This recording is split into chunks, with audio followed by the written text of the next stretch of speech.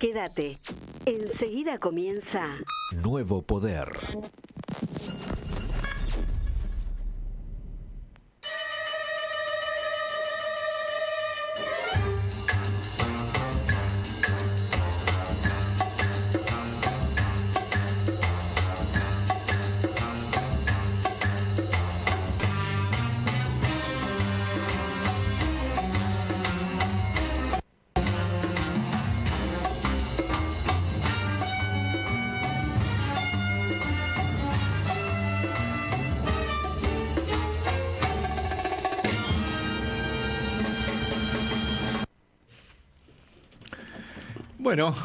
Bueno, estamos de nuevo. ¿cómo van? Seguimos con el frío. Seguimos bien. ¿Qué número de programa vamos con este? 135. 135. Digamos. Sí.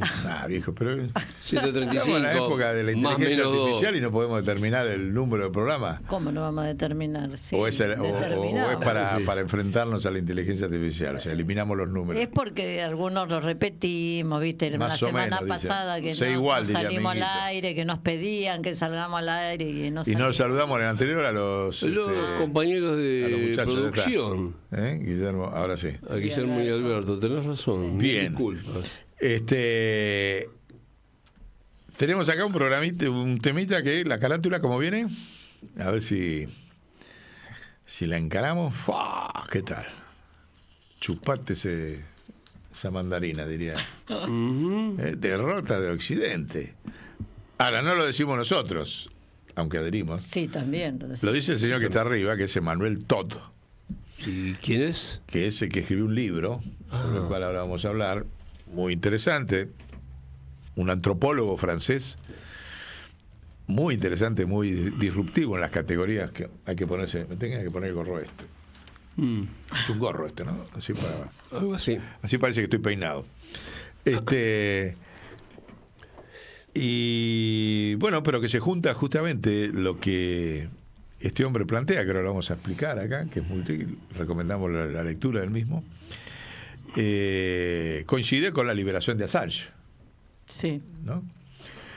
Y realmente, si uno lo toma en el largo tiempo de todo lo que duró, ahí está el libro, La derrota de Occidente, recomendamos comprarlo, leerlo, con la cabeza muy abierta, y toda la historia de Assange, que culmina en esta libertad, aunque él, para poder estar libre, le impusieron que se reconociera culpable. No es el tema principal, digamos, me parece, del aporte que hizo él a la visibilización del poder real, digamos, ¿no? Acá lo interesante es que él, no solo él, sino que hubo muchos en paralelo que empezaron a visibilizar el poder real, que demuestra la derrota de Occidente, demuestra lo que se llama este libro, porque tanto lo que sacó, todos los documentos que sacó el Batilix, después lo que sacó Snowden, que es otro que está olvidado, que también hizo toda una denuncia que es tremenda, hay una carátula de un libro ahí que tenemos, que fue en paralelo a lo de los Batilix, de otro perfil, pero que denunció cómo funcionan los servicios de inteligencia en el mundo. No, ese no es, es el de tapas naranjas. Cómo funcionan todos los organismos de inteligencia en el mundo, espiando todo, o sea, demostrando de que ellos nos manejan. Después está lo que fue el Batilix, que ni más ni menos que provocó la renuncia. Estas cartas de los Batilix provocaron la renuncia de un papa después de 600 años. Y sin esas cartas que circularon, nuestro Papa Francisco hoy no sería papa, porque generaron tal escándalo en el mundo. O sea que hubo toda una ola de visibilización del pueblo, ampliamente considerado, no importa si son periodistas, si son agentes de inteligencia arrepentidos, como en el caso de Snowden, que se llevó toda la información que tenía. Acá está este libro espectacular de Le Monde Diplomatique, cuando hoy no se encuentra, cuando Le Monde Diplomatique en la Argentina era de Francia, ahora no es de Francia, entonces este tipo de libros no salen más en la Argentina, pero nosotros lo compramos cuando salió. Y ahí está cómo Estados Unidos espía a todo el mundo, ¿no? Junto con Inglaterra y otros países, no es solamente Estados Unidos. Y bueno, toda esta gente ha visibilizado, ha creado conciencia tremendamente en este siglo XXI. Nosotros tuvimos sobre cómo funciona el poder real, que no es el que no tiene nada que ver con el que sale en los medios de comunicación. Por eso los han perseguido, los han castigado, los han hecho exiliar, presos, etcétera, porque rompen la máscara de los medios de comunicación. Rompen el muro de analfabetismo, que los muros, ya sabemos que los medios de comunicación son medios que tienen planificadamente en sus en sus ediciones planificada la analfabetización del mundo. Y esta gente, como fue el caso de Assange, Snowden, la gente de la que sacó los Batileaks, o nosotros tuvimos también nuestro propio Assange, que está olvidado, fíjense, porque los medios acá se lo olvidan. Creo que ahí tenemos las imágenes, ¿no? De Arbizu, que fue el gerente de JP Morgan en la Argentina. Acá lo tienen, Hernán Arbizu, que estuvo en uno de nuestros programas acá. Es presidente de JP Morgan, que es el principal banco de Estados Unidos, que recordemos, dejarlo ahí un poquito, que el JP Morgan fue el banco que le hizo la corrida bancaria a Macri para que por esa disparada del dólar en abril del 2018 entrara el Fondo Monetario con esta deuda que hoy nos tiene como cáncer. ¿Sí? Fue una jugada coordinada de Estados Unidos de que el JP Morgan, que había entrado los primeros años con inversiones buitres especulativas en el mercado financiero argentino de Macri, en abril del 18 le dio la orden de salir para que se generara una corrida bancaria y entonces desesperadamente Macri tuviera la oportunidad de traer al Fondo Monetario Internacional otra vez a la Argentina. O sea, gracias al JP Morgan, junto con el Fondo Monetario, por orden del Parlamento de Estado, volvieron a endeudar estratégicamente a la Argentina y hoy estamos con ese cáncer arriba. Bueno, este señor, este argentino, que es un patriota, ya se lo hemos dicho acá en varios programas, fue gerente y denunció el funcionamiento y la fuga de capitales de 4.500 millones de dólares desde de toda la elite que hoy está, que es la elite de Macri, la elite de Milei, la elite que estuvo también con Fernández ratificando el macrismo. Esa elite fugó 4.500 millones de dólares con total impunidad. Él le llevó todos los datos a la verdad que seguir hablando de justicia en la Argentina es medio, ¿no? Como que es ¿Qué término le ponemos? No sé, difícil. Estafadores. Estafadores, sí, porque pero vos decías de... bueno, puede ser. O injusticia, es un sistema de injusticia. Sí, Eso podría ser otra. Sí. Bueno, busquemos otros términos así para el tema. Al sistema de injusticia. ¿Y quién tuvo el tema planchado durante tanto tiempo? ¿Saben quién? Un señor que se llama Marijuán. ¿Le suena? El fiscal, uno de los fiscales principales del lawfare, ese que se iba con las topadoras a hacer pocitos en la Patagonia y nunca encontró nada. ¿Se acuerdan? Cuando el macrismo estaba al full y el poder internacional estaba full con el tema del lawfare. Ese fiscal que gastó la plata de los argentinos llevando una excavadora a hacer pocitos porque decían que había en el desierto de Patagonia. Sí. Ese señor es el señor que tiene cajoneado desde entonces los 4.500 millones de dólares que abarca todo, Fortabat, Clarín, La Nación, los bancos, todo, que se fugaron 4.500 millones de dólares a través del JP Morgan. Y ese argentino, que fue como, ese Assange argentino, está borrado. Entonces le pedimos a todos los que militaron por Assange que ahora empiecen a reivindicar los Assange argentinos, porque están borrados por los medios de comunicación. Ahí lo tienen, está acá en la Argentina, se comió la cárcel y la persecución del sistema internacional por haber hecho esa denuncia, estuvo 2 años preso en Estados Unidos, después logró liberarse, vino acá, le llevó toda esta información antes de ir preso al gobierno de Cristina para jugarla y obligar a los fondos buitre a negociar. Y el gobierno de Cristina no se animó a usar esa información contra Estados Unidos, se la llevó a Parrilli en persona. Y bueno, pero lo tenemos acá. lo tenemos acá. Acá tenemos nuestro Azpiazu. Ahí pone una frase que él dijo, ¿no? Planteaba públicamente, salió en todos los medios. Entonces tenemos nuestra Assange, ¿eh? No hagamos cholulaje también con estos hombres que han visibilizado, como que hay hombres que visibilizan afuera y acá no hay gente que visibiliza. No, acá hay patriotas que visibilizaron también, y no hagamos cholulaje silenciándolos, hablando solo de Assange o hablando solo de Snowden. No, juntemos a todos. Snowden, Assange, los Batileaks.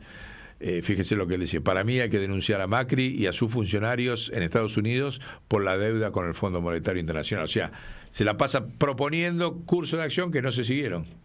Y así estamos. Un hombre que era del corazón, conoce el monstruo bien desde adentro de cómo funcionan los secretos bancarios, las guaridas fiscales. Y bueno, y no lo usamos todavía. No usamos todavía. No hay una denuncia política en el Congreso que investigue esa denuncia que hizo Assange. Bueno, a ver. Hay que salir del frío para eso. Hay que salir del frío. Hay que salir del frío. Para que haya realmente una denuncia que valga, que tenga peso, tenemos que salir del frío. Hay que empujarla. Exactamente. Sí. Si no, pero fíjense, volvamos a la carátula. Volvamos a la carátula. Porque fíjese, porque ahora vamos a hablar del librito de Todd, del librazo de Todd, no librito. Pero fíjese, ¿por qué ponemos la bandera argentina ahí? Assange y la derrota de Occidente. No estamos diciendo que desde acá vamos a derrotar a Occidente, porque sería un poco arrogante. Pero ¿saben por qué ponemos la bandera argentina?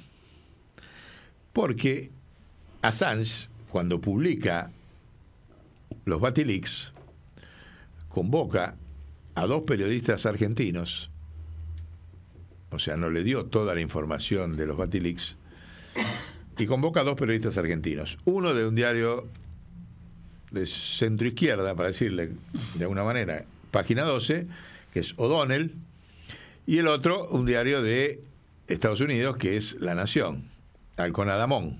A ellos 2 les entrega toda la información vinculada de los Batileaks, vinculada con la Argentina y con otros países de América Latina.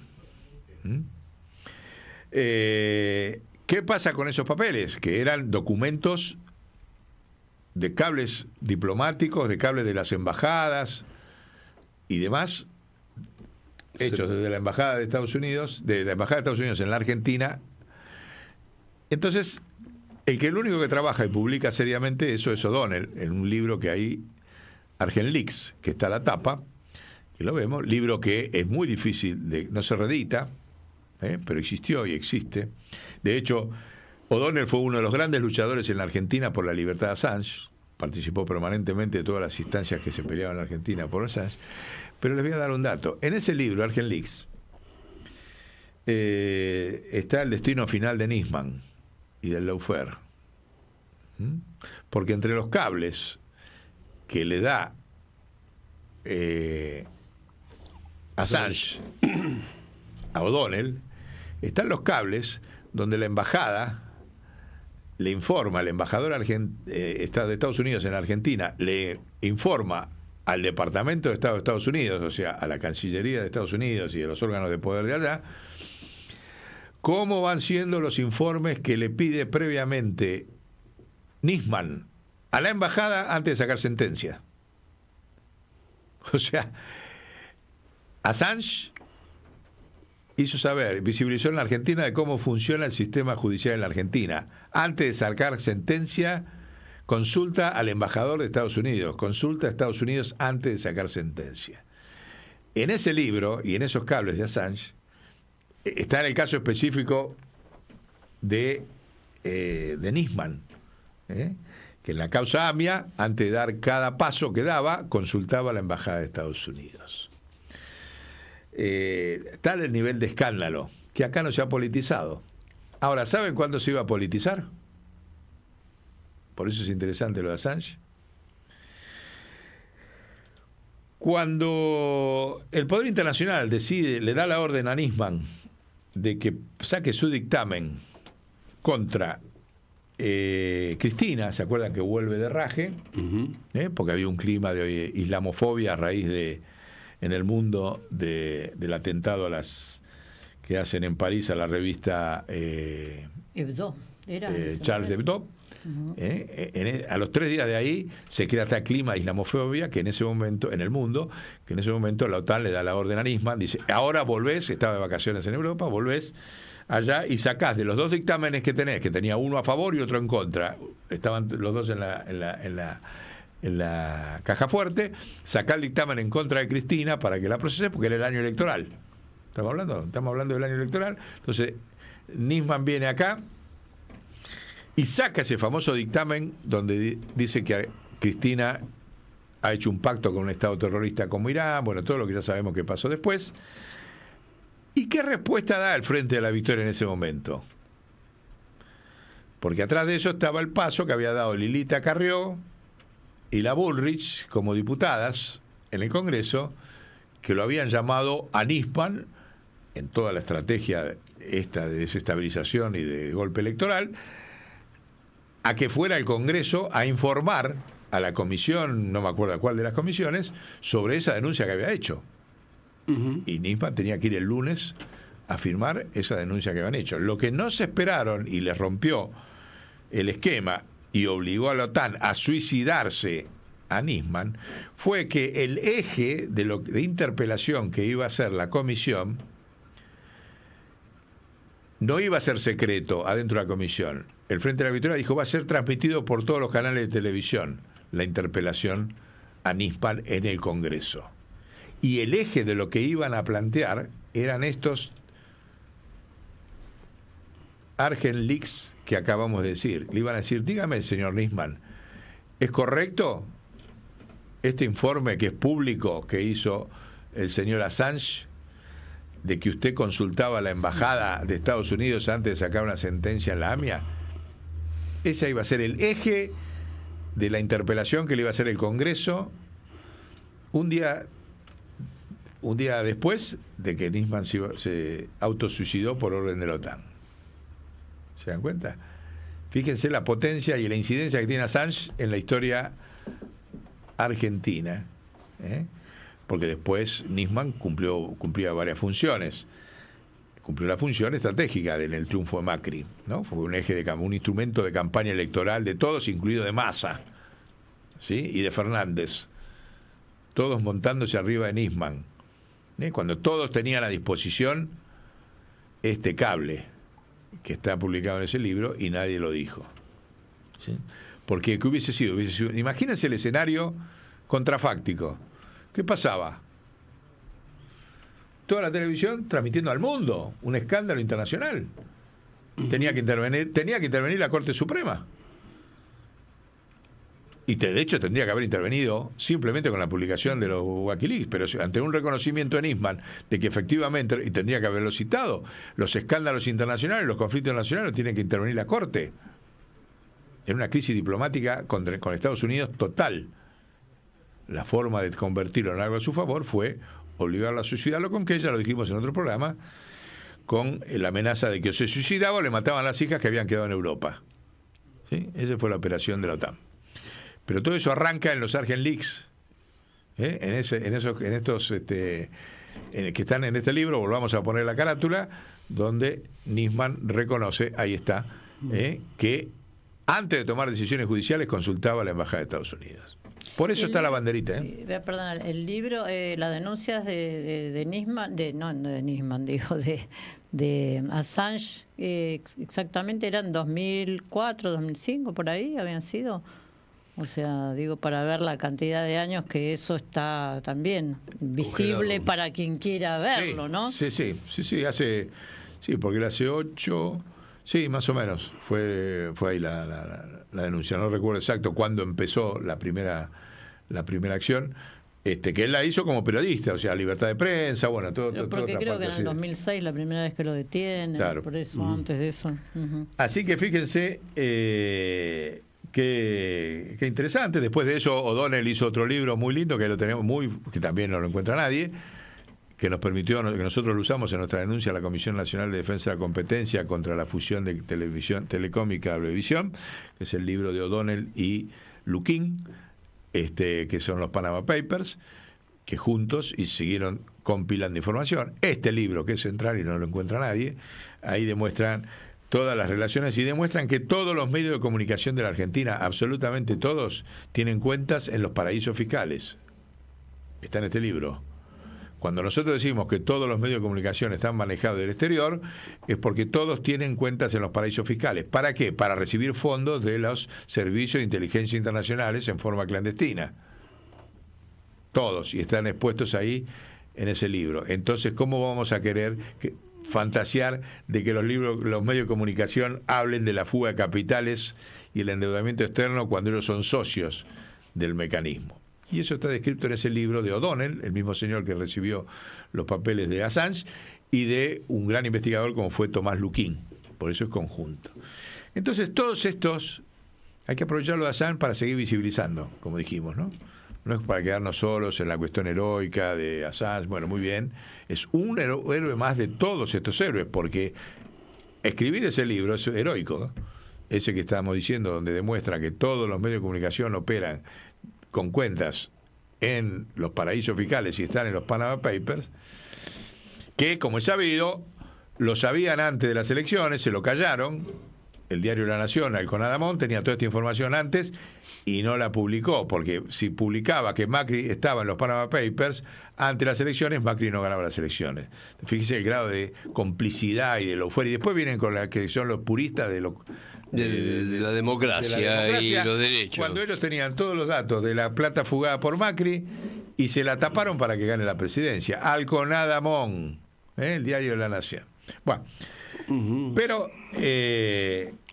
aprovechamos eso para refrescarnos la memoria y para convocar a cada vez más visibilización de todo lo que en la Argentina va a haber que visibilizar, porque este hombre de este gobierno, Largón Milley, tiene una fuerte un fuerte componente de estado de excepción, ¿no? O sea, de violación de la democracia. Esta ley que sacan de la ley de pata base es la suspensión de la Constitución, así directamente, porque no se andan con chiquitas. No solamente por el tema de la delegación de poderes, sino porque acá se consagra la desigualdad ante la ley entre el poder internacional y los argentinos. Y eso está totalmente en contra de lo que dice la Constitución explícitamente en varios artículos. Entonces, una ley que consagra la desigualdad ante la ley modificó la Constitución, la suspendió. No la modificó, la suspende. Que ese es el principio del estado de excepción que después vamos a hablar más adelante, que fue el estado que hizo surgir a Hitler, que es: se suspende la ley para proteger la ley en los términos que yo considero, que yo interpreto.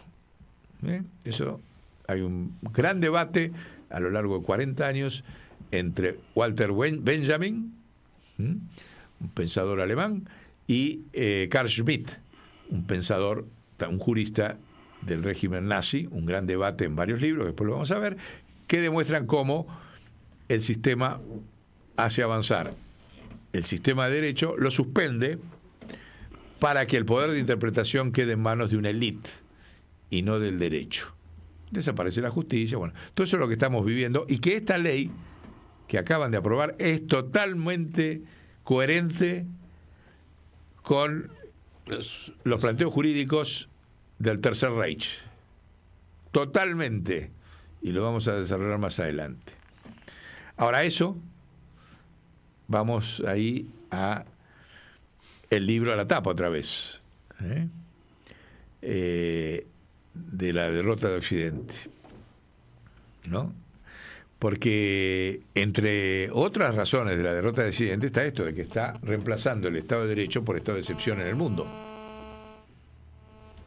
O sea, lo que está pasando acá, lo que ha pasado de suspender la Constitución, en todo el mundo. En todo el mundo se va haciendo, incluso en el derecho internacional.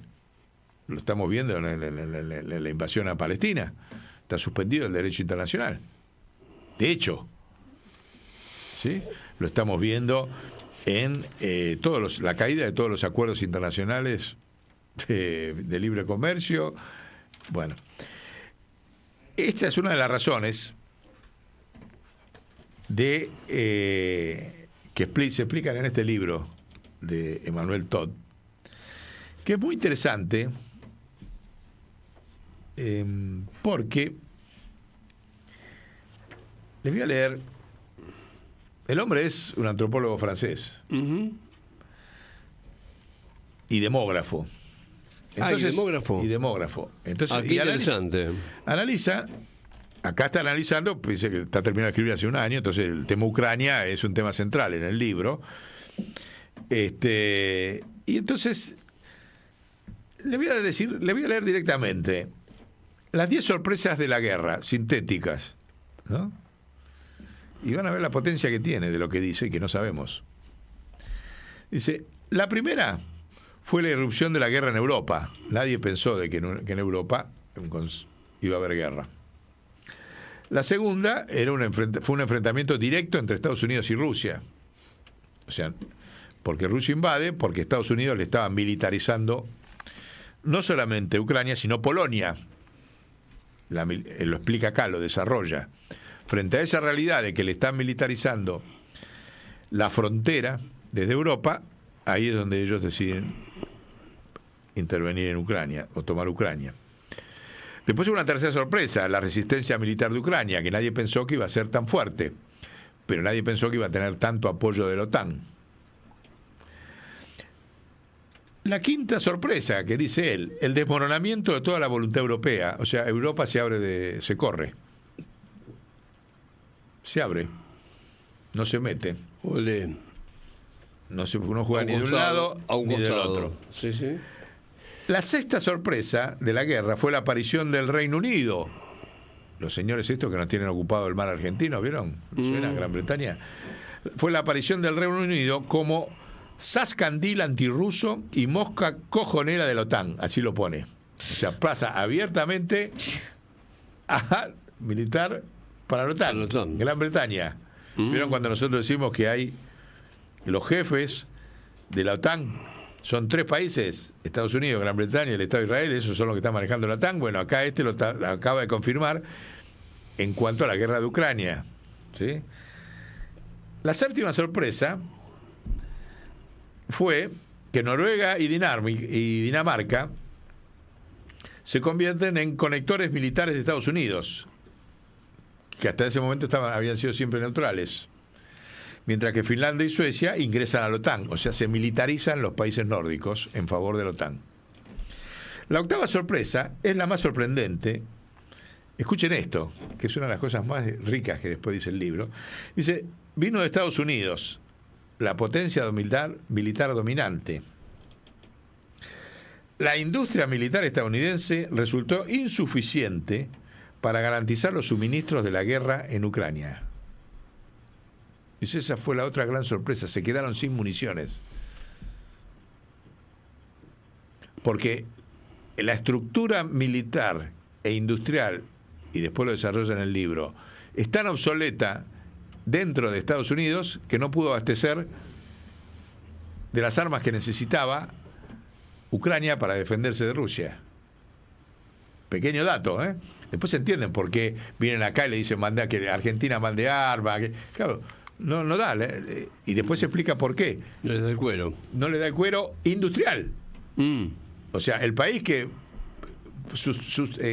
puso todo el fierro en toda la guerra, ahora no puede abastecer de armamento. Y es interesante porque la estrategia de Rusia, y él la explica acá, por su problema demográfico de tener poca población, es muy lenta. No invade masivamente. Mandó 120.000 soldados nada más Rusia a Ucrania. No fue con 1 millón. Entonces es una guerra de desgaste. Una guerra de desgaste que obliga a que el otro tenga que reaprovisionarse de municiones y no hay de dónde. Claro. ¿Vieron que le están diciendo a los europeos que manden aviones, manden esto? Sí, porque Estados Unidos no lo puede abastecer. Sí, Escuchen sí. eso. Dice, fue la gran sorpresa. La novena sorpresa es la soledad ideológica de Occidente y la ignorancia de su propio aislamiento. Acá hay otra cuestión muy fuerte que tiene el libro, porque la realidad es que todo el mundo pensó, ¿se acuerda cómo fue lo de Guaidó? Sí. Cuando fabricaron a Guaidó, que resulta que Guaidó que no existió nada, porque todo lo que haga Estados Unidos es sospechado en el mundo hoy. Digan lo que digan en el discurso. Y en Ucrania le pasó lo mismo. Todos pensaron que iban a odiar a Putin porque había invadido un país y resultó, por una serie de razones que dice acá, que el mundo no lo aisló a Putin, al contrario, lo respaldó. Fíjense. Ujú. Y hay una gran decepción en la élite de Estados Unidos de que el mundo no acompañó este clima, de que cómo invade un país. Bueno, esa fue la novena sorpresa. Dice, y la décima y última sorpresa está en vía de materializarse, es la derrota de Occidente. Dice, Occidente se está destruyendo a sí mismo más que por un ataque a Rusia. ¿Saben por qué? Miren qué interesante, por eso les digo, hay que leerlo el libro. Porque entre las acciones que tomó la OTAN fue las sanciones a Rusia, que fue embargarle los fondos que tenía el Banco Central, que eran dólares del Banco Central ruso en Europa y en otros lugares, los bienes de los oligarcas o de los ricos rusos en Europa, ¿sí?, también embargados. O sea, embargaron la propiedad privada de los rusos en Europa y en Estados Unidos y los bienes del Banco Central. A partir de lo cual, todas las élites del mundo pasaron a desconfiar alevosamente del dólar y de tener las cosas valorizadas en dólar y al nombre de ellos en la estructura de la OTAN, en cualquier país de la OTAN, en las guaridas fiscales de la OTAN. Producto de lo cual empezó un proceso velocísimo de desdolarización, o sea, ningún país más quiere tener sus reservas en dólares, y de hecho han bajado del 70% cuando empezó la guerra al 40%, porque los países no dejan sus reservas en una moneda que ha demostrado Estados Unidos que cuando quiere la embarga. ¿Se dan cuenta? Lo acaba de hacer ahora Arabia Saudita. Entonces, eso es por eso dice la autoderrota infligida. Lo mismo las propiedades. Los ricos dicen, ¿cómo? ¿En qué quedamos? ¿No era que la propiedad era inviolable? Me embargaste una mansión, me embargaste un barco, me embargaste un avión, ¿y yo qué soy? Yo soy un ciudadano ruso. Todas las élites del mundo están huyendo del aparato de Occidente. ¿Se dan cuenta? Entonces eso es lo que él caracteriza y lo explica, lo desarrolla. Producto de las sanciones. Entonces las sanciones se convirtieron en un boomerang. En un boomerang, porque aparte no produjeron ningún efecto en la economía rusa. ¿Saben por qué? Porque se autoabastecen ellos. No, porque se autoabastecen, pero aparte, porque tienen una capacidad, tienen una flota, los rusos tienen una flota marítima, una de las más poderosas del mundo, que les permite triangular con cualquiera en el mundo. Entonces, no hay embargo que les trabe la economía interna, lo explica acá.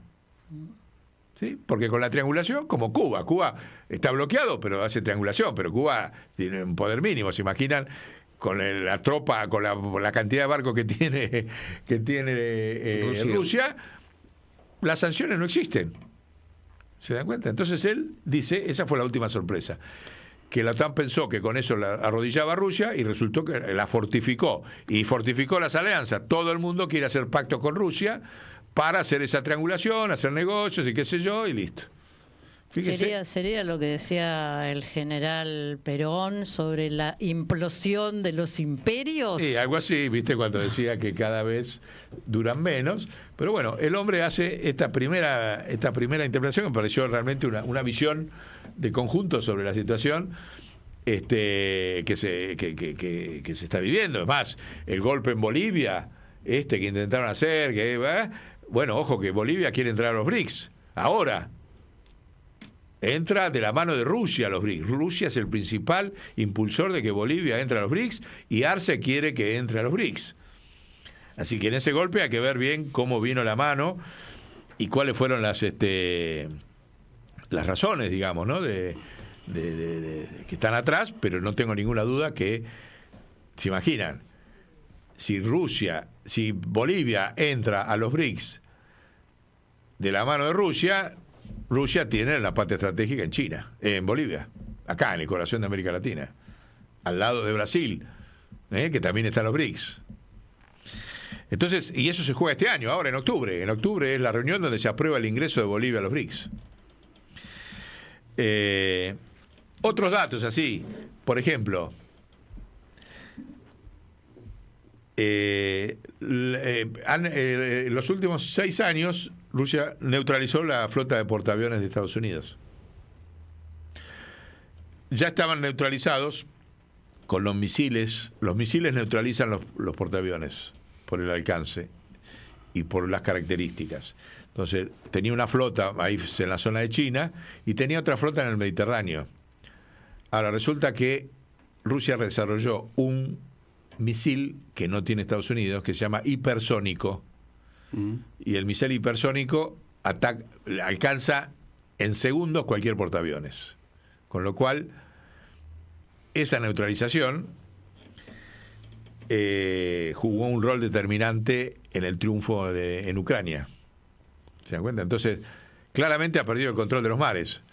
Perdió el control de los submarinos porque tienen más submarinos los soviéticos y los chinos, y ha perdido el control, ya no son un elemento de guerra los portaaviones. ¿Se dan cuenta? Otros datos. Él hace un análisis muy interesante de por qué pierde Occidente, porque dice Estados Unidos está en un proceso de autodestrucción interna, antropológico, con la caída de la expectativa de los años de vida. Es vertiginoso. Y porque tiene la crisis de obesidad más grande y de crisis de opiáceos, de epidemia de opiáceos provocado por los médicos. 45% de los yanquis son obesos. ¿El 45%? El 45%, están las estadísticas acá. Subió. Es impresionante, y a su vez la caída en los últimos 5 años del promedio de vida está en 5 años. Es el país de Occidente que tiene menos años de vida. ¿Sí? Y plantea de que Occidente, ¿por qué dice? Occidente, uno de sus caballitos de batalla fue la alfabetización. Por eso se hizo grande como fue. Dice, y en cambio ahora Occidente está en un proceso, no dice o sea, el resto del mundo le ganó en el proceso de alfabetización. ¿Por qué? Por el tipo de carreras que estudian sus clases medias. Dice, las clases medias de Occidente solamente estudian el grueso, derecho y carreras de administración, finanzas, empresas. Son carreras que no crean valor, dice acá, no crean la producción de bienes. Dice, y a lo sumo médicos, pero Estados Unidos produce médicos que recetan la enfermedad y no pueden frenar la pandemia esta que acabamos de decir. Ahora, cuando vas a la tabla de la cantidad de ingenieros, arquitectos, especialistas en computación, etcétera, el resto del mundo tiene una proporción de 30-1 respecto de Estados Unidos. ¿Sí? Incluso los que van a estudiar en Estados Unidos, hay una tabla acá, dice, los extranjeros que van a estudiar en Estados Unidos, ¿qué estudian? El 66% de los iraníes, fíjense, que van a estudiar en Estados Unidos estudian ingeniería. Desarrollo, no estudian sociología. Bueno, desarrollo, de dominio de la técnica y dominio de la naturaleza, crecimiento. Entonces, sin entrar a jugar el valor, dice, eso produce una potencia que hace esto de que no puede abastecer Estados Unidos, no tiene cómo abastecer Estados Unidos su industria de guerra, porque no hay ingeniero de la guerra. En una guerra que cada vez es más tecnológica, Estados Unidos no tiene ingenieros para la guerra. Es una de las brillantes conclusiones que describe el tipo comparativamente. No es que se pone de un lado el otro. Dice, el fenómeno es este, no hay recurso humano para la guerra en el tipo de guerra que hay hoy. ¿No? Dice, y eso es el fin de Occidente, porque el resto sigue avanzando. hay un cuadro que dicen que es impresionante, porque él se mete con otra categoría para explicar. Dice, el Producto Bruto Interno, que lo hemos dicho nosotros muchas veces, es mentira. Dice, porque el Producto Bruto Interno de Estados Unidos está un 80% inflado por el sector servicios. Y en el sector servicios están todos estos sectores improductivos, le dice, que no producen nada. Los servicios financieros, los abogados, ponen acá todo el listado. Dice, entonces yo voy a hacer una propuesta de medir lo que él le llama el PIR, en lugar de Producto Bruto Interno. Producto Interno real. Real. ¿Y a qué conclusión llega con esa nueva metodología que pone acá? Y lo voy a leer acá porque los datos son impresionantes, y dice, y pone un interrogante impresionante sobre Rusia. Dice, ¿y la industria sigilosa de Rusia? Sigilosa le llama. Porque dice que no hay estadísticas públicas de Rusia sobre su producción física. Dice, encontré de todos los países menos de ellos. ¿Por qué será? ¿Porque le falta o porque ocultan lo que hacen? ¿Se dan cuenta el maravilloso planteo de este hombre? Que dice, cuando mide, dice, la volatilización de la industria estadounidense. En 1928 la producción industrial representaba el 44,8% de la producción mundial. En el 2019 ha caído al 16%. Del 44 al 16. Al mismo tiempo, el Reino Unido cayó del 9,3 al 1,8.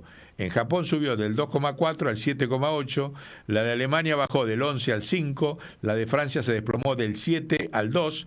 La de Italia cayó del 3 al 2. La cuota de China aumentó hasta el 29% en el 2020. Rusia, 15º productor mundial, se sitúa en torno al 1% y le llama la atención. O sea, como que Rusia produce solamente... La escasez estadísticas comparativas al respecto parece indicar, sobre todo, que la industria rusa ha logrado lo que algunos aviones estadounidenses intentan conseguir, el sigilo. Por lo tanto, podemos decir que Rusia ha pillado a Estados Unidos con el pie cambiado al desarrollar un arma definitiva contra ellos, la industria sigilosa, la industria oculta. No hace bandera. O sea, no puede ser que esté desarrollando todo esto y que se puede medir la producción física, no el producto bruto, que es la monetización, sí. Pero en Rusia no lo puedes hacer. Y sin embargo avanza y avanza y avanza y avanza. Porque no querrá que lo usen para mentir, lo ocultarán. O secreto militar, político, estratégico. ¿Para qué? Para que los medios de Occidente y sigue, para hacernos una mejor idea del equilibrio de poder físico con el mundo globalizado. Y esto es muy importante porque vieron que en nuestro programa, cuando nosotros hablamos de paradigma, siempre estamos diciendo que hay que desmonetizar la producción física. Como en Argentina somos cada vez más ricos físicos y biológicamente, y nos saquean fabricando la pobreza de la moneda. Bueno, miren, este señor trabaja con la misma razonabilidad y encuentra datos mundiales sobre eso.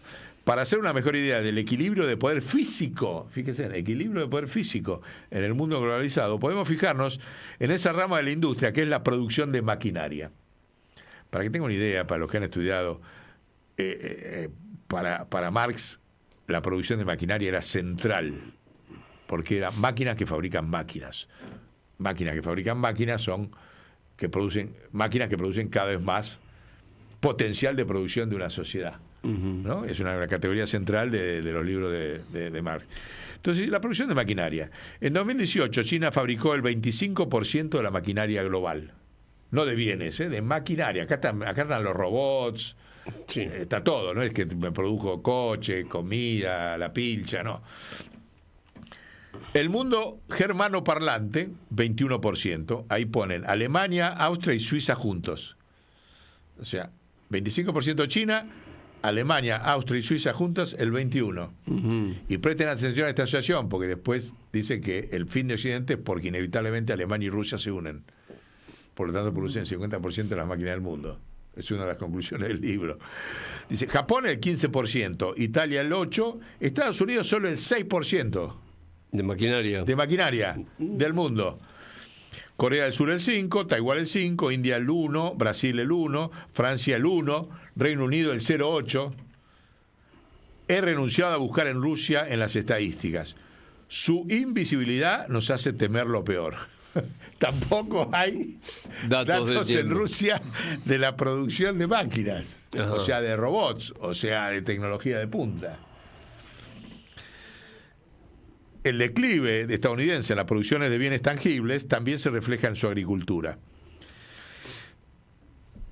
Producto de sus políticas, por ejemplo, nos ocupamos de la producción de trigo, mientras Rusia pasó de 37 millones de toneladas en el 2012 a 80 millones en el 2022, o sea, más que se duplicó en una década la producción de trigo. En Estados Unidos ha caído a 65 millones, de 65 millones a 47. O sea, está cayendo la producción de granos. La tercera parte. Cayendo la producción de granos en Estados Unidos. Uh-huh. ¿Sí? En términos generales, mientras Estados Unidos solía ser un enorme exportador de productos agrícolas, ahora apenas logra mantener el equilibrio y coquetea con el déficit.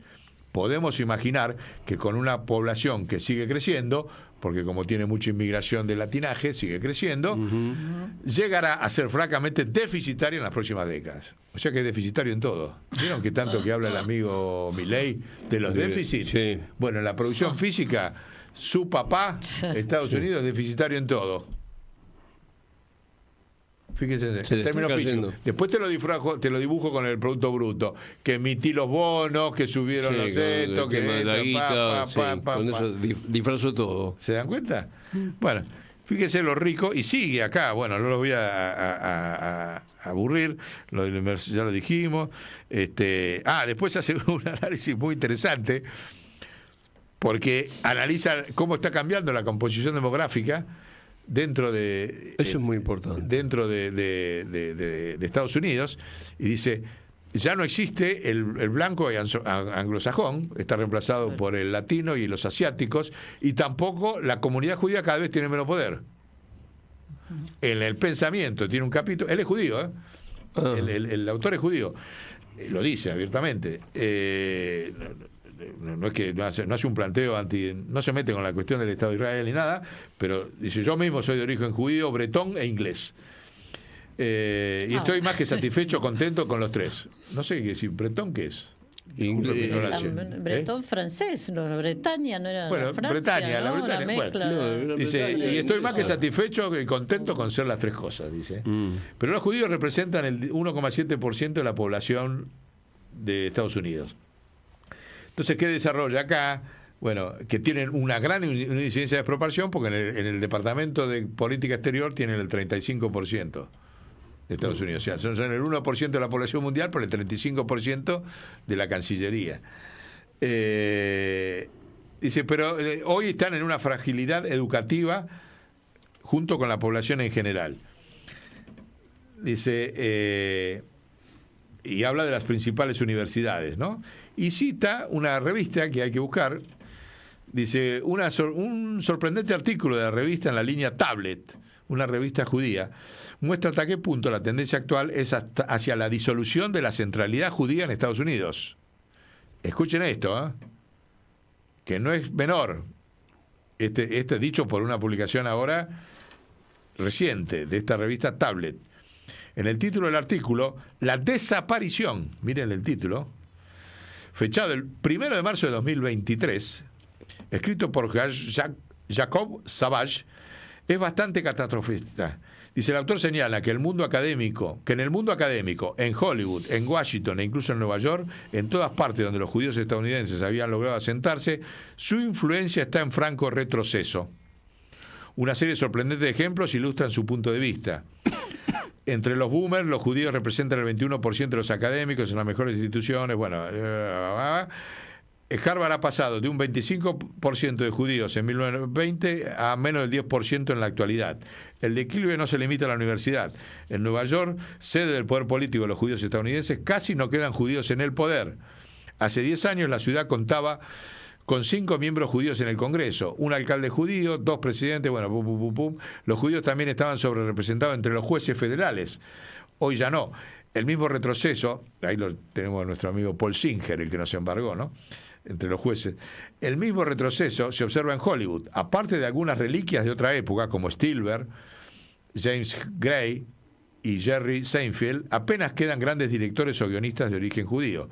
El texto concluye con una reflexión particular. Dice, si Putin u Orbán redujeran la población judía de sus universidades en un 50%, la Asociación Antidifamación contra los Judíos, una ONG que se ayuda en todo el mundo contra la discriminación, pondría el grito en el cielo. Pero Harvard y Yale, las dos universidades principales, pueden perder, como por arte de magia, casi la mitad de sus estudiantes judíos en menos de 10 años y nos callamos. Esto dice la nota.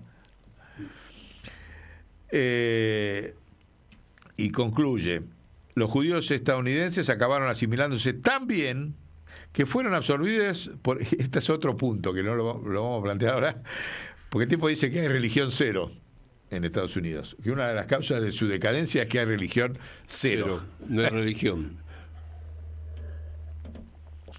Es paradójico, porque él dice religión cero en la sociedad, se refiere a la escala de valores, pero por otro lado, sabemos que la OTAN religiosa se maneja desde elites que manejan las instituciones religiosas en el catolicismo, en el protestante, en el judaísmo. Él se refiere al proceso sociológico. Claro. ¿No? Dice, han sido absorbidos el religioso intelectual estadounidense. Su asimilación puede medirse por la tasa de matrimonios mixtos, que era solamente el 18% en 1980 y hoy llega al 61%. Dice, ¿existe un judaísmo cero dentro de Estados Unidos? Así como existe, y en otro capítulo viene desarrollando antes, un protestantismo cero. Se refiere al protestantismo cero a que la cultura moderna ha destruido los valores religiosos tradicionales de todas las religiones. Entonces, él lo plantea a lo largo de todo el libro como uno de los factores también de decadencia de Occidente, que al perder esa religiosidad perdió la autodisciplina. Estoy transmitiendo lo que dice el amigo, se podrá coincidir o no, da para otro debate. Y al perder la autodisciplina, se pierde la debilidad nacional. El resto de los países del mundo... ¿Se pierde la debilidad nacional o se produce la debilidad nacional? Se pierde, se produce la debilidad, se perdió. Sos más débil, lo que nos pasó a nosotros. Sí, claro, está bien. Se pierde, se diluye. Se dice, por la pérdida de la religiosidad. Claro. Y habló de los protestantes, lo habló o sea, lo viene desarrollando a lo largo de todo el libro, el concepto. Todas las religiones. Todas las religiones. Claro.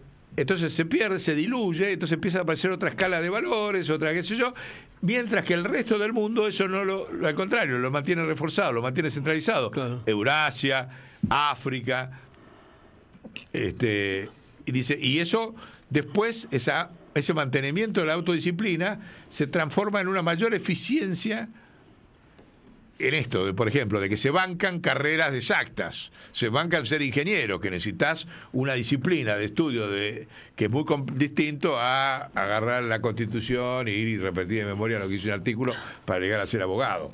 ¿Se dan cuenta? Y aparte, abogado, ¿para qué? Bueno, aparte de eso. Aparte de eso. Pero él habla del fenómeno antropológico cultural, estratégico por el cual va a perder Occidente. Dice, el resto del mundo mantiene una autodisciplina. Un agotamiento en la teología, como diría yo. Se agota, empieza a perder peso, ¿sí? Y dice, eso más esa bronca.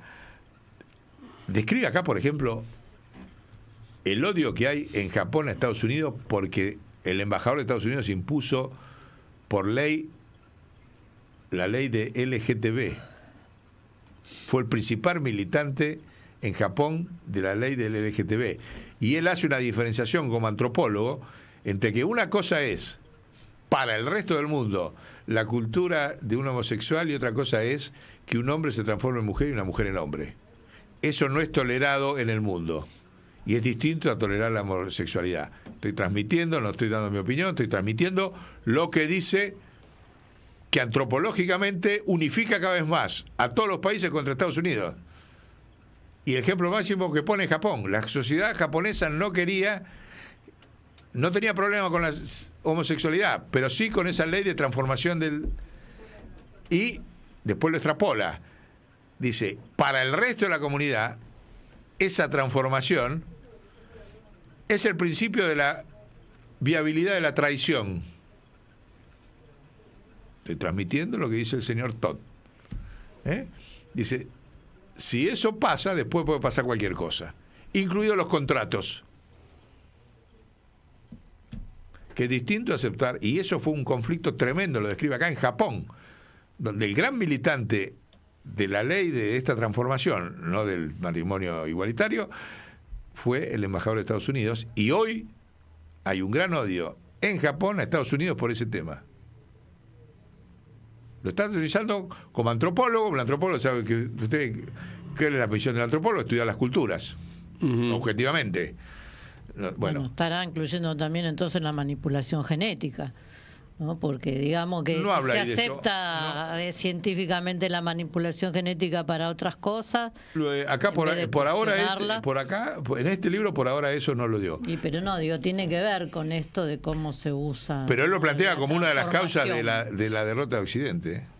Te planteó la destrucción, la pérdida en el terreno de la... Tres ejes son: la pérdida en la producción física de bienes, Sí. La pérdida en el tipo de profesiones, que los hace quedar sin las profesiones duras que garantizan la guerra o la producción mundial. Sí, sí. La producción física, la sobreproducción, lo que nosotros llamamos sobreproducción, y el tema de religión cero, así lo llama, el mundo, y ellos no están en religión cero, están en una autodisciplina, y lo vincula ahí con el tema, desde luego, religión cero, bueno, un montón de otros factores, ¿no? Es muy...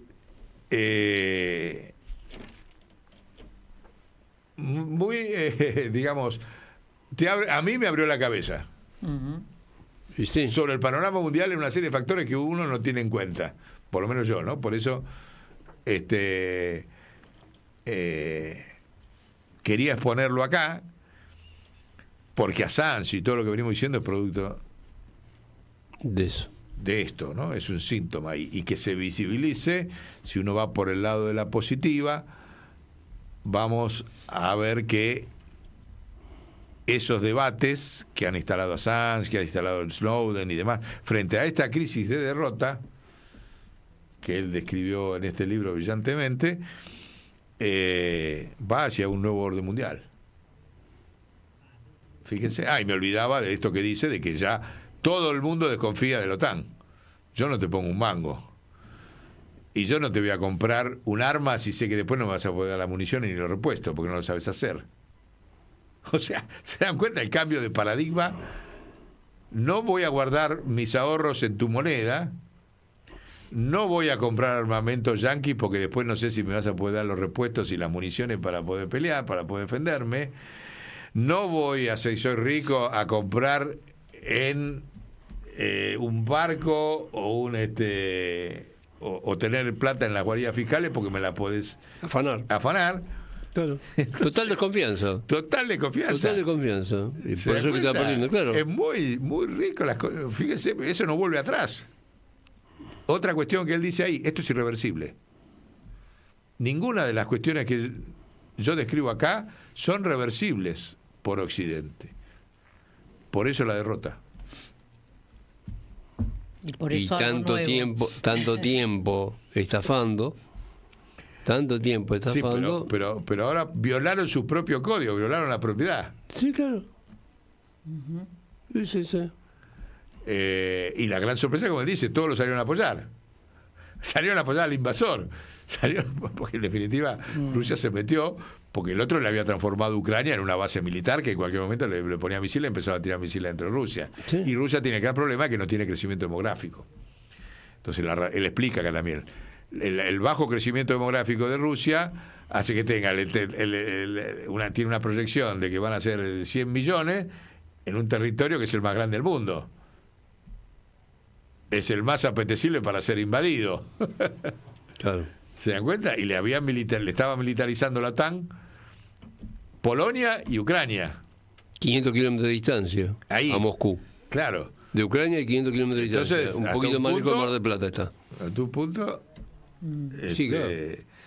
fue una invasión en defensa. Sí.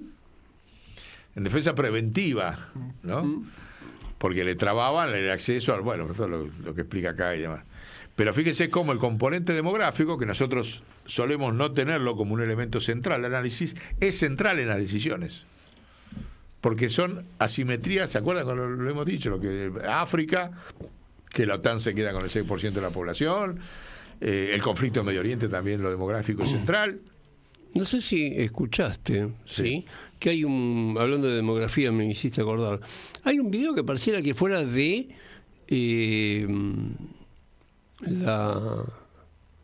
la pareja de nuestro presidente. ¿Un ¿Sí? qué? Un video, ¿sí? Que habla con respecto a cómo va a resolver el problema de los ancianos y el PBI, el tema del ANSES, ¿sí? Que es un control demográfico. Claro, que se mueran. Claro. Claro, que se mueran. Está bien. Sí, claro, lo viene Por- haciendo. Por frío, por no poder usar la calefacción, por el tema de no poder usar los remedios y por el tema de no poder comida. Y a esto encima, el planteo es eutanasia. Todo juntito. Habló de eutanasia también. Habló de eutanasia, sí, la pareja de... No me estoy refiriendo a... ¿Hablaste la artista, de Villarruel o de la de la hermana? De la hermana. Ah, la hermana. Sí, sí, sí. Lo que no se esperaban era que los viejos salieran tanto a decirle no vamos a dejar que Claro. nos maten, que nos El- muramos ningún tipo sin de- medicamentos, sin alimentos. Más allá de, porque me quedé pensando con respecto al tema de si hablaba o no hablaba de esto, pero digo, más allá de si lo haya dicho o no lo haya dicho la pareja, ¿sí? El tema es cómo lo están ejecutando. Es decir, lo llevan adelante. Sí, no sé si lo eso dijo o no lo sí, dijo. Claro. Sí, sí. Sí, pero hay No, un, lo dicen, hay lo Sí, lo un, están haciendo. Están haciendo un plan Hay- de destrucción. hay un plan de Destrucción genocidio, en todo el terreno. Sí, sí. un plan de genocidio también, ¿no? Sí, sí, sí, sí. Sí, sí. Sí. Así que bueno, por estas razones juntamos a Assange con el amigo este nuevo que hemos encontrado en el camino que él no sabe que es nuestro amigo, pero no importa, Emanuel Todd. Vamos a buscar los otros libros, vamos a seguirlo, porque evidentemente es una cabeza interesante, Muy- con datos, muy importante. que sigue con la cabeza abierta. Después hace un montón de consideraciones, pero las vamos a hacer en otro capítulo. Ahora por ahí para despedirnos tenemos el video de que mandaste vos de Assange, ¿no? Ah, sí. ¿Eh? Sí, ahí. Que justamente Hay un habla par de este videitos tema. cortitos. A ver, lo tenemos por ahí. Tenemos. Sí, uno es de hace unos cuantos años, creo que del 2011. Pero estaba preso, creo, cuando estaba en Ecuador, ¿no? Sí. Estaba en la embajada de Ecuador. Todavía estaba preso. ¿Es Ah, este? no, este es un documental que le hicieron. What people care about is power. No, ahí estamos Information is hablando, sí, de We take cómo él se mete a information from interpelar. the most powerful organizations and O sea, él we dice put it in the conceptualmente public que las redes pensó que iba a ser un instrumento de libertad y Sí, terminó me siendo un tiraron a la instrumento de lona, dominación. claro que me tiraron a la lona, me Por eso habla como patearon, periodista Trataron de y hace- pisarme el cuello y estirarme como Y el Y sigue. abogado, ahí está el Sí, ahí abogado está de él. Garzón. Bueno, hubo muchos abogados a lo largo de toda esta etapa. Y hubo mentiras, por ejemplo, le fabricaron un abuso sexual en Suecia para mantenerlo preso, cosa que después era toda mentira. O sea, usaron todas las herramientas. En Londres estuvo preso porque supuestamente por ese abuso sexual, que después se descubrió que la mina era un agente de la CIA y era todo mentira. Pero Qué bien. se comió 5 años Sí. acusado de ser un violador. Lawfare, que le dicen. Lawfare, sí. Lawfare. Exactamente. En el mundo. Cuando no lo podían agarrar por acá, porque él se defendía como periodista, la libertad de prensa, yo publico lo que sé, y los otros, bueno, entonces le fueron fabricando, y bueno, Correa lo tuvo en la Embajada de Ecuador, ahí está en Londres, asilado un tiempo, durante mucho tiempo, hasta que después cuando cae Correa y agarra a Lenín Moreno, lo entrega, como era un tipo de la OTAN, lo entrega. Y ahí hablando cómo los medios de comunicación, ¿no?, ayudan a generar las guerras. No serán los primeros interesados, pero que ayudan a confundir a la gente como para Y decir que son necesarias esas guerras. Y mantener la escasez. Claro. Así que bueno, por suerte está libre, tenemos otro hombre estratégico, porque va a seguir peleando, ya se sabe, Sí. en esta discusión que cada vez va a ser más fértil, ¿no? Yo la veo mucho más fértil, tensionante, con todas estas cosas, pero en la medida en que visibilicemos cómo funciona, como hicieron ellos, va a ser más fácil de va a ser más fácil que montarlo. la sociedad se saque de arriba las mentiras, ¿no? Sí. Se Vaya organizando y aparezcan los líderes necesarios para que se esto vayan ande mejor. creando las instituciones nuevas, las Y cosas la nuevas, conciencia cómo también, funcionan. ¿no? Con más Sí. conciencia de qué está pasando. de Así que verdad. estamos muy optimistas. Muy bien. Ajá. Ahí lo tenemos. Bueno, nos vamos. Hasta el próximo Hasta la programa. próxima. Chau. Chau.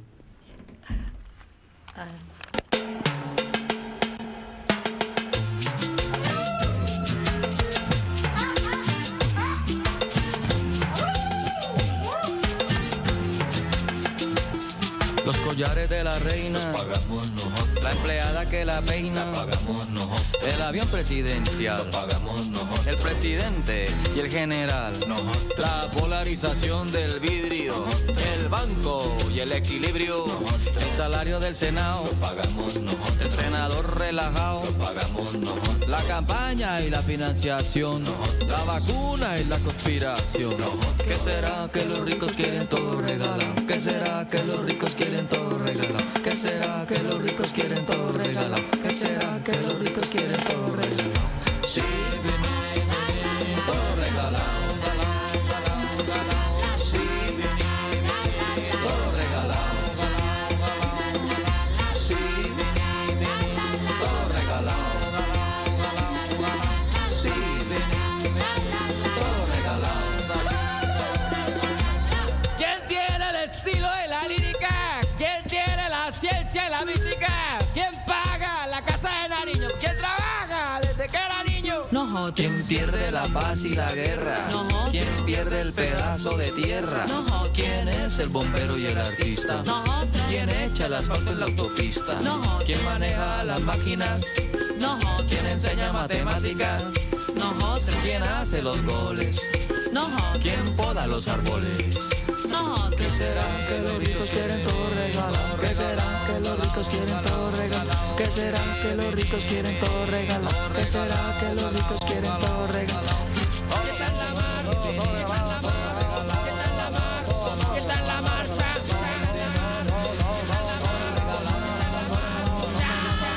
La cúpula no marcha porque no vive en Suacha, la estrella no marcha porque vive en las alturas, el exministro no porque está desayunando y le cae mal el clima de Buenaventura, la diplomacia no porque vive en camioneta, la aristocracia no porque vive en avioneta, si el presidente marcha será para el juzgado y el juez que lo condene le sale regalado. Que los ricos quieren todo regalado. ¿Qué será que los ricos quieren todo regalado? ¿Qué será que los ricos quieren todo regalado? ¿Qué será que los ricos quieren todo regalado? ¿Qué será que los ricos quieren todo regalado? ¿Qué será que los ricos quieren todo regalado? ¿Qué será que los ricos quieren todo regalado? ¿Qué será que los ricos quieren todo regalado? Sí. Todo regalado. Todo regalado. Todo regalado. Sí. Candela y la yerba al mate. Enseguida volvemos. Comienzo de